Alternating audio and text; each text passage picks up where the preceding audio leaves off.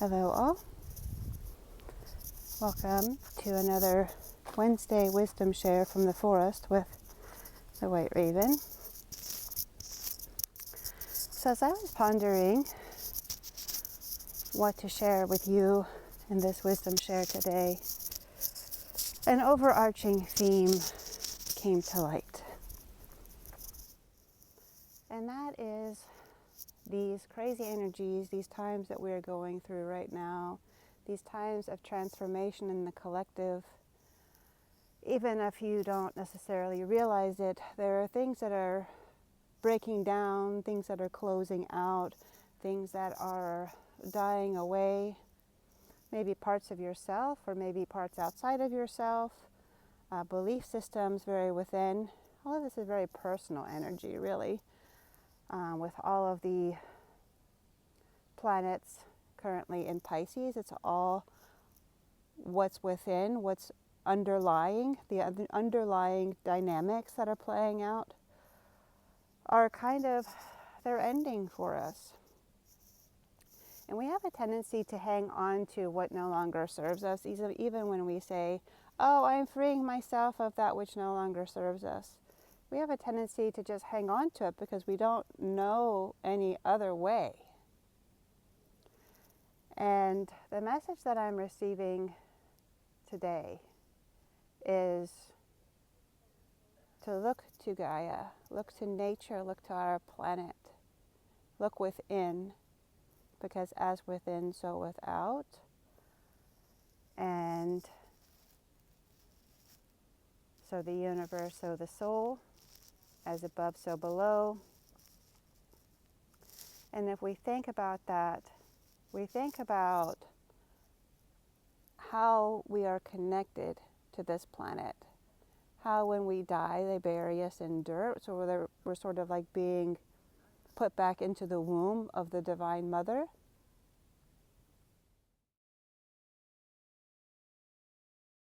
And this is very prominent right now, being that today is the day before the equinox. If you're here in the United States or in the Northern Hemisphere, it is the spring equinox, and things are coming to life. It's new lifetime, which is what these energies are really all about. It's about creating this new life for yourself and this new way of being, not necessarily doing. It's just a state of being. And this is a harsh lesson that I personally have been moving through.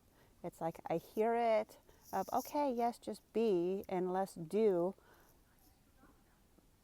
And what does that truly mean, Because now I'm so focused on the being and who do I want to be and what do I want to be, and focused on what actions does that person take to be that version of me, and what does it take to be aligned with that version of myself. And then I started with the doingness again. And so now is the time, let's just simplify. Let's just get everything a little bit more simplified of how do we drop into our beingness? How do we just be? And not be in a state of survival mentality or a lack mentality or focused on the abundance, because that is what we as humans are all the time, what we're taught to focus on, to survive. Like, we have to make the money to pay the bills. We have all of these obligations. We have all of these duties. We have to do all the things. What if we just took a moment just to breathe? Breathing in light, breathing in nature, breathing out the doingness and the stress and the 3D. And so here it is, the day before the equinox, and my guidance system is urging me to connect more with nature, to remember back to a time when we didn't really have the jobs, we didn't really have the communications, we didn't really have a lot of means of our modern day survival, and that would be not too long ago, back in 2020, when we had COVID and we had the quarantines and we were trapped within, and it was a moment for us to go within if we took that advantage of that time. I personally went through my grand awakening and I was isolated and alone, so I kind of had no choice but to go within. And when I was in without, I would go to the forest. And in that forest, I then became friends with the nature creatures. And I would just sit for long hours the day, and watch all of these animals, and I would pay attention to the trees, how they were growing. This was spring also, and so things were beginning to bloom. It was winter going into spring, February into March, and so it was a transition of seasons, very much like we're going through now. And this energy feels very similar to that, like another awakening and a coming home to ourselves and a coming home to the unity of nature and humanity.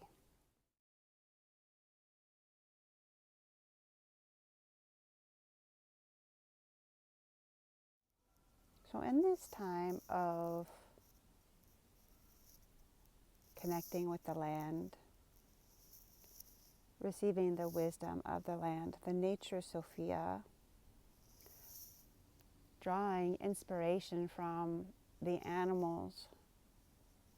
You know, you go into a forest and it's very still and it's very quiet and it's very peaceful.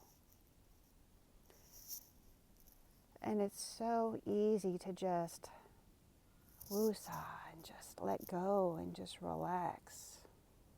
So easy to become present in this infinite now moment.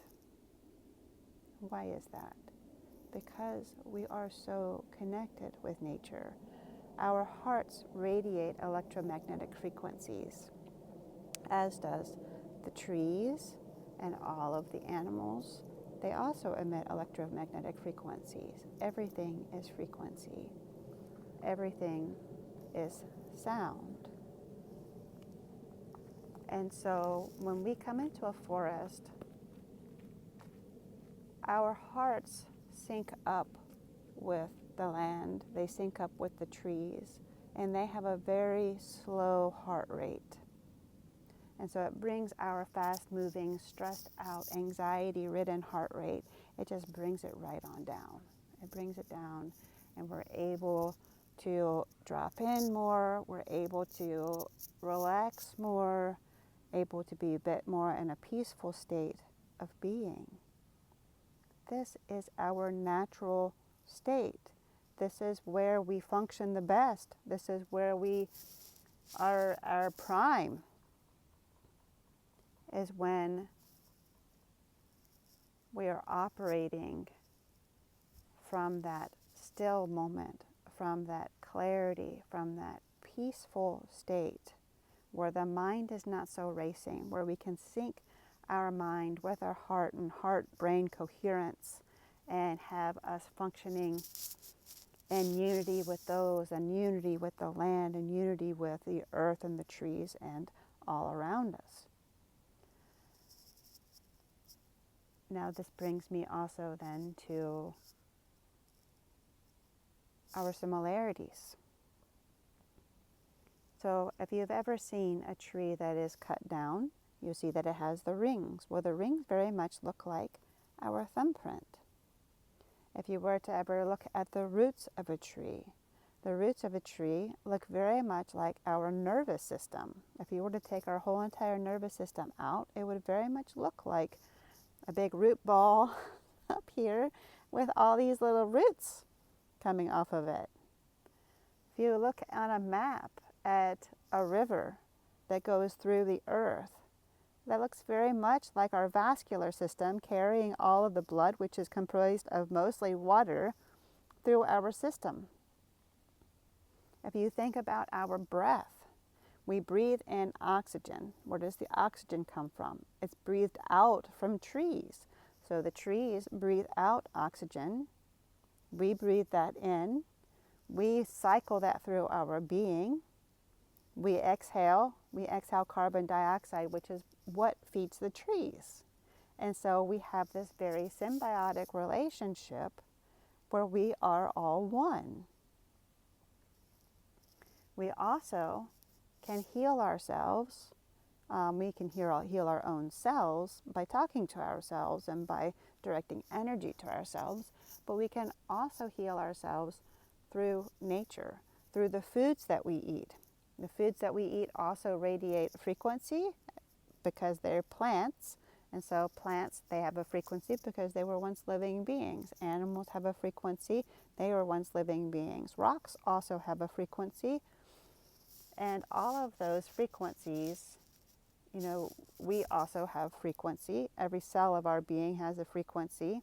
When it's not in alignment, when something is wrong within us, then our frequency is vibrating out of tune. And we need to then regulate ourselves and bring that frequency back into tune. You can do that with sound, through vibrations, through frequency, but it's through frequency. And so also through the frequency of foods and different elements, you can bring your body back into regulation. And that is where you have then homeopathy and naturopathy and herbalism, where like cures like. For every illness in the body, there is a cure in nature somewhere, whether it be mineral, whether it be plant or animal.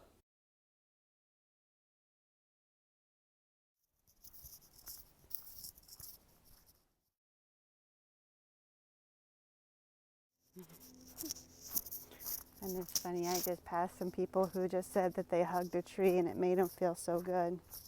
It does. It totally does. She said, I feel so grounded. I feel so much more at peace. But yeah, that's the gift of nature. It's the gift of being who we were meant to be and where we were meant to be. Here with all of this beauty.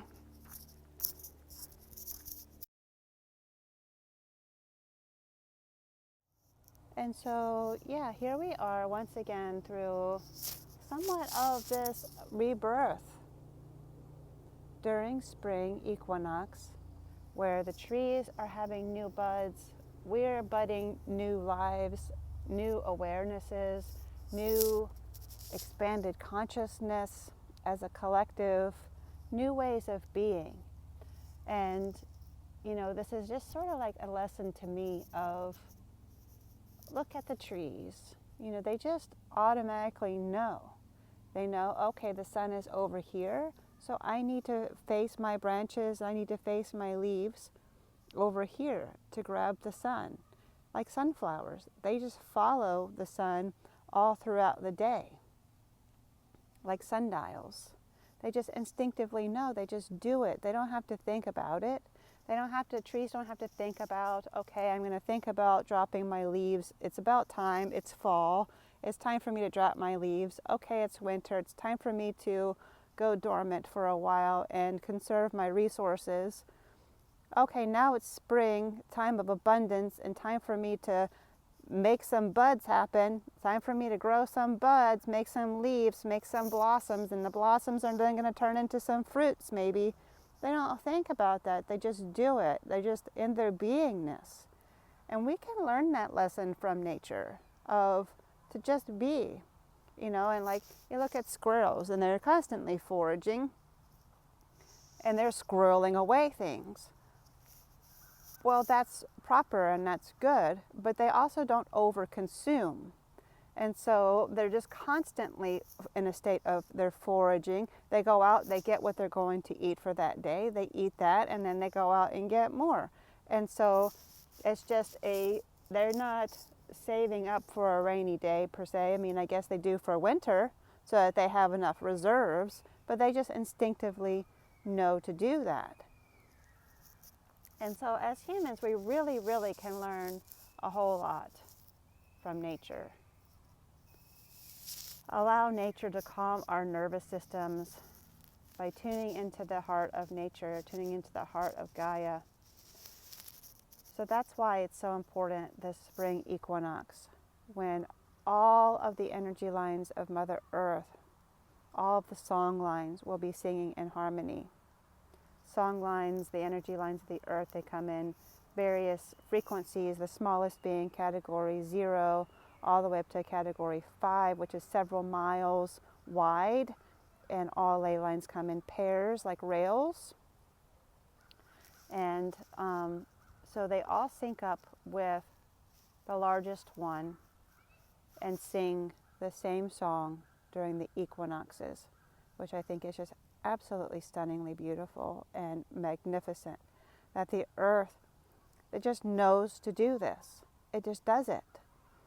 And hopefully it will also help to regulate the Schumann resonance, which is the earth's heartbeat, which has been sort of like going off the charts lately.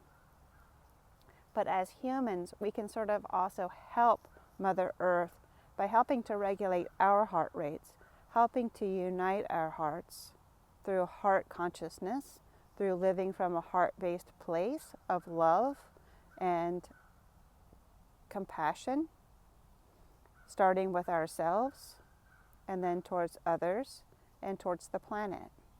And so some practices that I'm going to do is, I'm here sitting on a stump right now. I also go out to the ocean and I send love from my heart out into the ocean, and that carries a frequency, and water has memory, and so that memory of that love frequency, no matter how small the ripple, goes out into the ocean. It also magnifies, and very much like in homeopathy, where you can use a little bit of the tincture, mother tincture, and as it is concussed, as it is shaken, it then creates a very powerful medicinal. And so my love as a medicinal out into the ocean that then blankets the earth, covering her with love. And anybody can do that. You can also do that in drinking water and pouring some of that water into a body of water. And then it can seep down into the earth, even in rain. I mean, rain is very powerful. You think about it, all those raindrops have memory, and you send love into those raindrops, and it sinks down into the earth, carrying your love down into the heart of Gaia. How beautiful is that?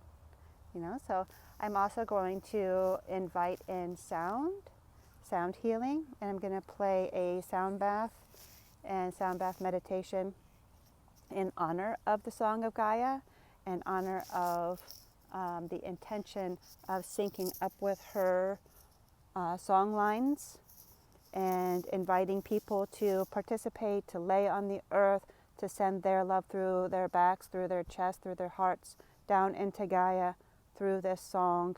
As we sync up our hearts together, we sync our hearts with Gaia, and in unity consciousness, that we as humans are one, coexisting together, also as one with nature, coexisting with Gaia and all of the nature beings. The angel of water that flows through our veins, the angel of fire, the sun that gives us life force, the angel of air that gives us breath, that gives us a voice. Fire also being our spirit. And then the earth, through the foods that we eat that heal us with her frequencies. We send gratitude, gratitude, gratitude. And so with that, maybe when you go outside into your backyard or onto your patio or out in nature, you can start to see these similarities.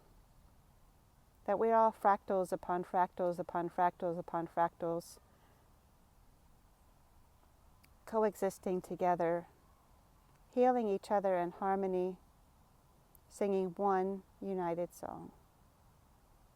And with that, I wish you sound blessings, much love. Be well.